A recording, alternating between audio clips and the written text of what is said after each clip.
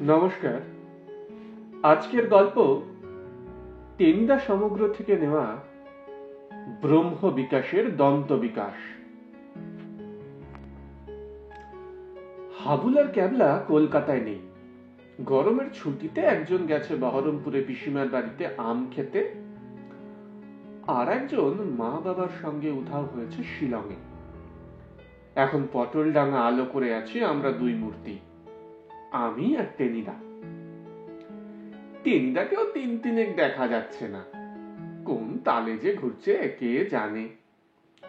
ভাবছিলাম বল্টুদার কাছেই যাই, বেশ সময় কাটবে। বল্টুদা আবার টেনিদার নাম শুনতে পারে না, বলে টেনিদা আবার মানুষ নাকি, এক নম্বরের চালিয়াত।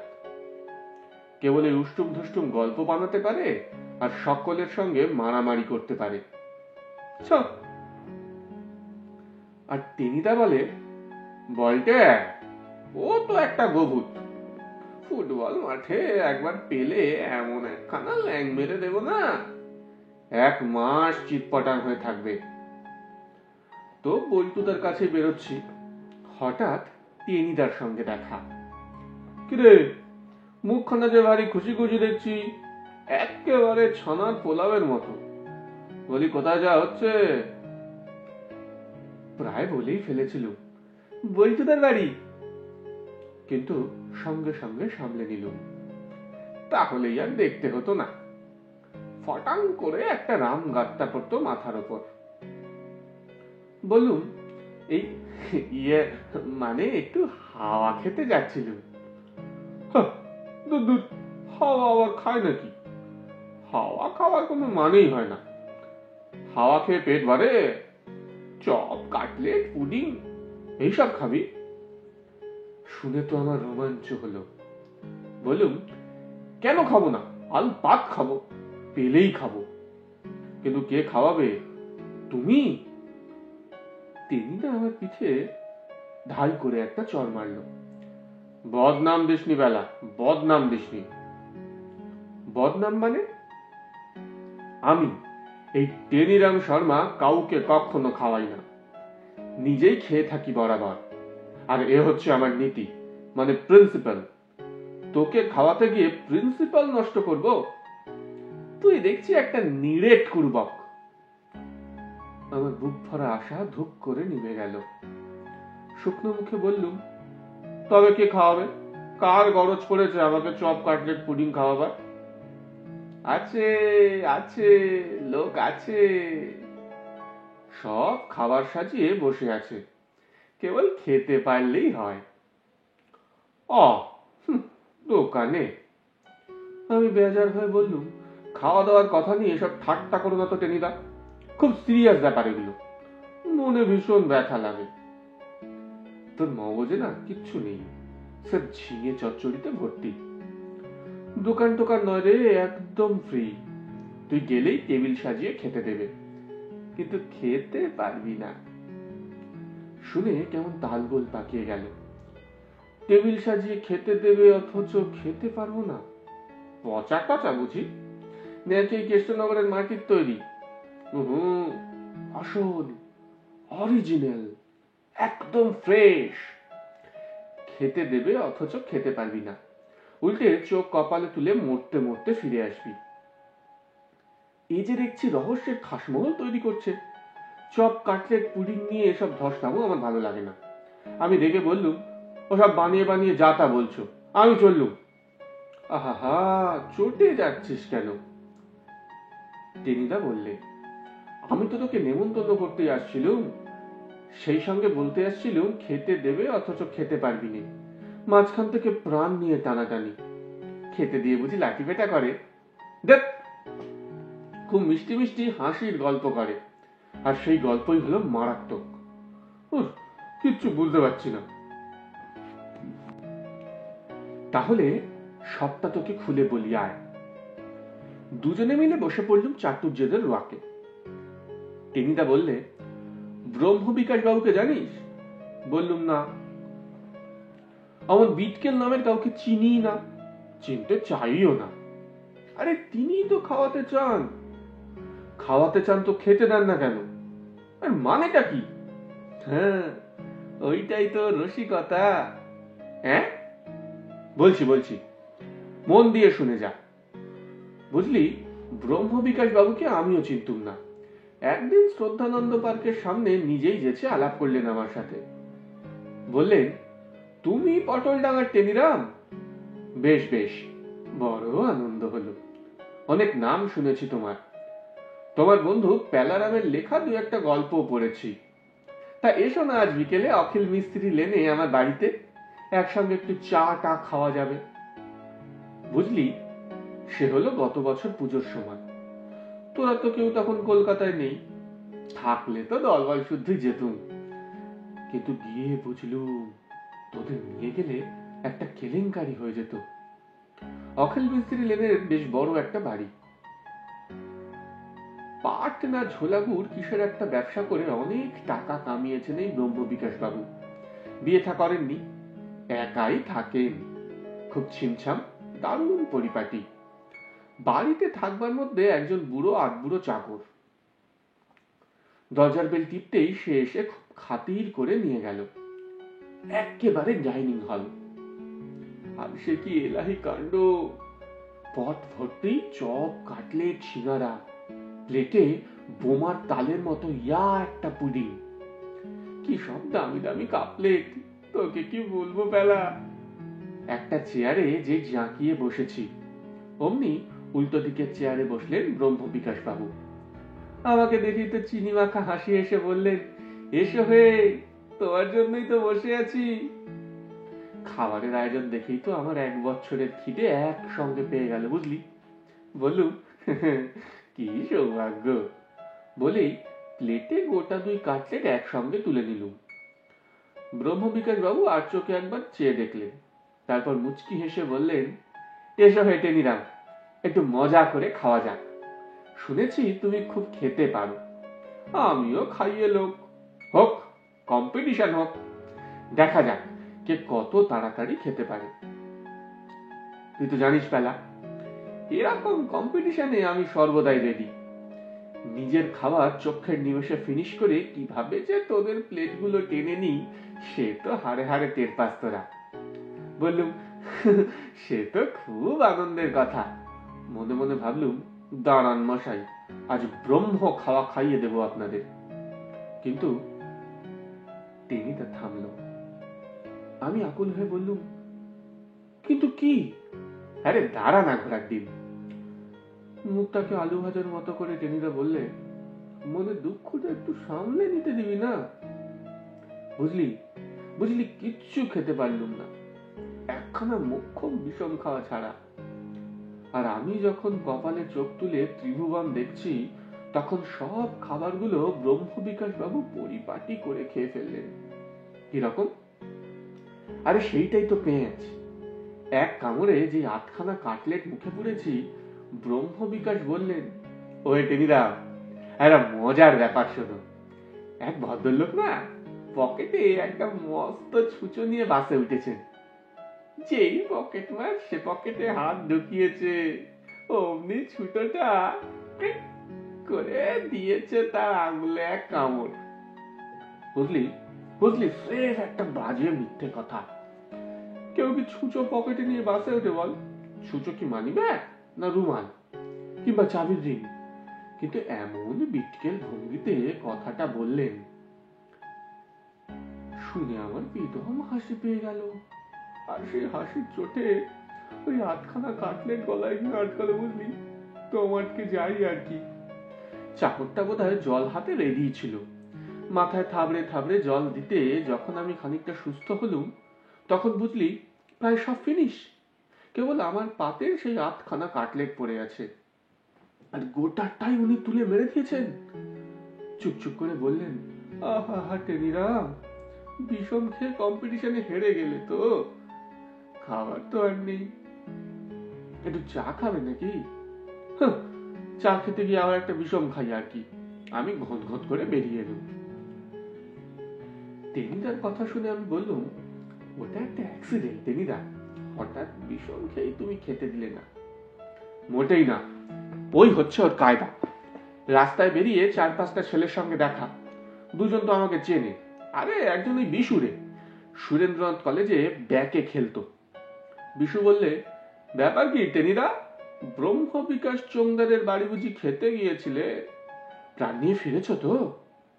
আমি তো তাদের কাছেই শুনলাম এ হলো ব্রহ্ম বিকাশ বাবুর নতুন মজার খেলা। লোককে খেতে ডেকে তার খাওয়া শুরু করলেই বিচ্ছিরি ভঙ্গিতে একটা উৎকট কথা উনি বলে দেন, আর সে তক্ষুনি বিষম খায়, প্রাণ নিয়ে টানাটানি পড়ে যায় আর কি। আর সেই ফাঁকে ব্রহ্ম বিকাশ সব সাফ করে দেন। এই অনেকটা সেই ওই সারস আর শিয়ালের গল্পের মতো, বুঝেছিস তো? আমি বললুম, কেউ যদি না হাসে?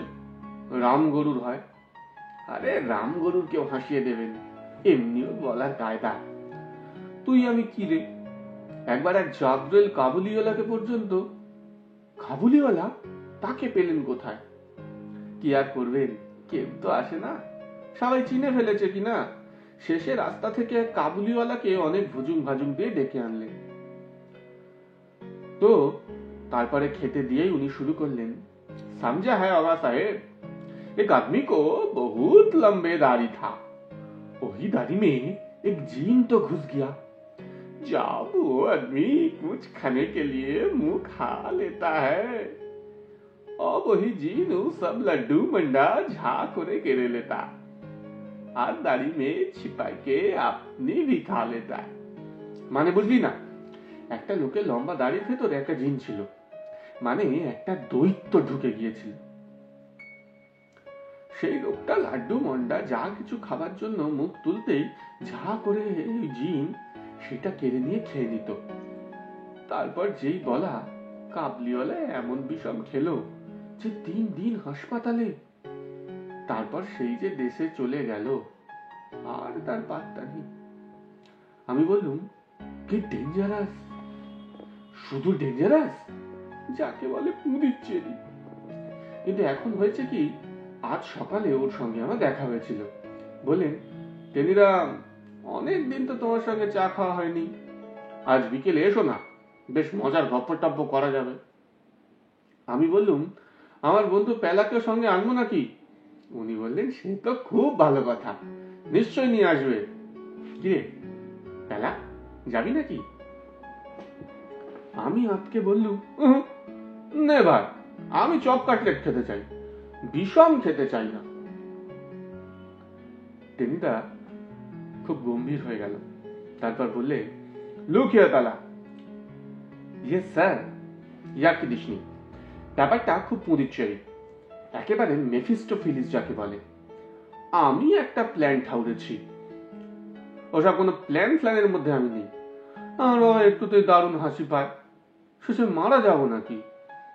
আরে দাঁড়া না কাজ কর, শোন, যে উনি বেয়ারে একটা হাসির গল্প আরম্ভ করবেন না, তুই কটাস করে আমাকে একটা চিমটি লাগাবি, আর আমিও একটা লাগিয়ে দেব তোকে, ব্যাস আর হাসাতে পারবেন না। তারপর মাথায় একটা মতলব এসেছে, দিচ্ছি দিচ্ছি আজকে ব্রহ্ম বিকাশ চোংদারকে ম্যানেজ করে। এখন উঠে পড়, 6টা বাজে, কুইক কুইক। আমি যাবো না, যেতে তোকে হবেই, নইলে এক থাপ্পড়ে তোর কানপুরে পাঠিয়ে দেব। একদম কারেক্ট কারেক্ট। কি করা যায়, যেতেই হলো ব্রহ্ম বিকাশের বাড়িতে। টেনিদা যা বলেছিল ঠিক তাই। সেই বাড়ি, সেই আধবুড়ো চাকর, সেই ডাইনিং হল, চেয়ারে ব্রহ্ম বিকাশ চোংদার, আর টেবিলে কি বলবো, দেখলেই মনে হয় ঝাঁপিয়ে পড়ি। কিন্তু হাসি হাসি মুখে ব্রহ্ম বিকাশ তাকিয়ে আছেন। তিনি সবাইকে খেতে ডাকবেন, অথচ কাউকে খেতে দেবেন না। এরকম যাচ্ছে তাই লোক যে সংসারে থাকতে পারে আমি জানতুমই না। ব্রহ্ম বিকাশ মুচকি মুচকি হাসছিলেন, তা দেখে রাগে আমার গা জ্বলে যাচ্ছিল। বললেন, ও তুমি বুঝি পেলা রাম, শিঙি মাছ দিয়ে পটলের ঝোল খেতে বুঝি? বলুম, হ্যাঁ সে খেতুম ছোটবেলায়, এখন কালিয়া কাবাব কোরমা খেয়ে থাকি। ভালো ভালো, আরে মানুষ তো খাওয়ার জন্য বেঁচে থাকে নাকি? এসো এসো, লেগে যাও, কম্পিটিশন হোক, দেখা যাক কে আগে খেতে পারে। টেনিদা আমার গা টিপল। তারপর যা হলো সংক্ষেপে বলি। একটা গরম গরম ফুলকপির সিঙ্গারায় সবে কামড় বসিয়েছি, হঠাৎ ব্রহ্মবিকাশ বললেন, একটা কাণ্ড হয়েছে শোনো। এক লোকের খুব নাক ডাকত, তার ঘরে চোর ঢুকেছে। তখনই একটা গুবরে পোকা মো করে উড়ে এসে বসেছে লোকটার নাকে। তার নাক ডাকার ধাক্কায় গুবরে পোকাটা বুলেটের মতো ছিটকে গিয়ে ঠকাস করে চোরটার কপালে।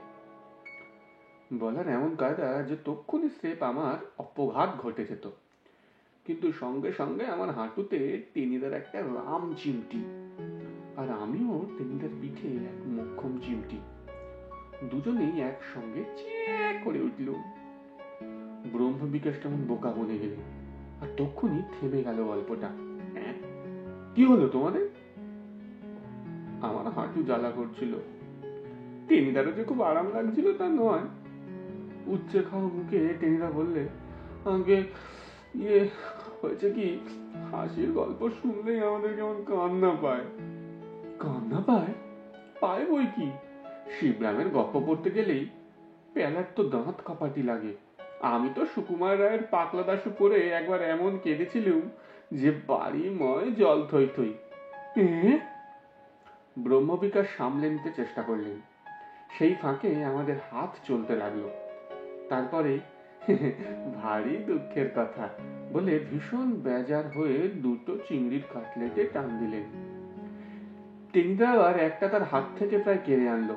ব্রহ্মবিকাশ বোধহয় আর কিছু ঠাউরাতে যাচ্ছিলেন। হঠাৎ টেনিদা বলল, ব্রহ্মবিকাশ বাবু। প্রাণপণে কাটলেট চিবুতে চিবুতে ব্রহ্মবিকাশ বললেন, আপনি তো হাসির গপ্প জানেন, আমি খুব ভালো ম্যাজিক জানি। এই যে দুটো জলের গেলাস দেখছেন না, কখন থেকে এই গেলাসের জল আমি বদলে দেবো। কখনো লাল হয়ে যাবে, কখনো নীল হবে, কখনো হলদে, কখনো বেগুনি, কখনো সবুজ, শুধু মন্তর পড়ে। শুনে ব্রহ্মবিকাশের চিবুনি থেমে গেল। তাও হয় নাকি? পিসি সরকার হলে না গিয়ে। পিসি সরকার, তিনিও তো আমার কাছে ম্যাজিক শেখবার জন্য ঝুলোঝুলি। আচ্ছা, দেখতে চান ম্যাজিকটা? নিন নিন, হাত পাতুন। না না না না না, উল্টো করে দু হাতের পাতা মেলে দিন টেবিলের ওপর। কারেক্ট। ব্রহ্মবিকাশ কিছু না বুঝে হাতের পাতা উবু করে টেবিলে মেলে দিলেন। তিনি জানলেন না যে কি হারাইতেছেন, এবং পত্রপাঠ টেনিদা দুটো জল ভর্তি গ্লাস তার দুই হাতের চেটোয় বসিয়ে দিল। ধরে থাকুন, ধরে থাকুন, শক্ত করে ধরে থাকুন, আর ধৈর্য ধরে বসে থাকুন। আস্তে আস্তে জল নীল হবে, লাল হবে, হলদে হবে, বেগুনি হবে। পেলা, কুইক কুইক। আর বলার অপেক্ষা রাখে আমি তখন কুইক নই, কুইকস্ট, আর টেনিদা একেবারে জেট প্লেন স্পিডে। ব্রহ্মবিকাশ হাহাকার করে উঠলেন, আরে আরে আরে আরে নয়, চুপ করে বসে থাকুন। এসব ম্যাজিকে একটু সময় তো লাগেই স্যার। অনেক হাসির গল্প শুনিয়েছেন, আজ একটু ম্যাজিক দেখুন। হাত নাড়তে চেষ্টা করলে কিন্তু আপনার দামি গেলাসের 12টা বাজবে। আমার আর কি, হবে হবে, নীল হবে, লাল হবে, সবুজ হবে, একটু ধৈর্য ধরুন। গেলাসের মায়ায় ব্রহ্মবিকাশ হাঁ করে বেকুপের মতো বসে রইলেন। চাকরটাকে ডাকবার কথা পর্যন্ত তার মনে এলো না। আর সেই ফাঁকে আমরা, না না না না না, আমরা একেবারে ছোট লোক নই। উনি চিংড়ির যে কাটলেটটা আধখানা খেয়েছিলেন, সেটা আমরা ওর জন্যই রেখে এসেছিলাম। ধন্যবাদ।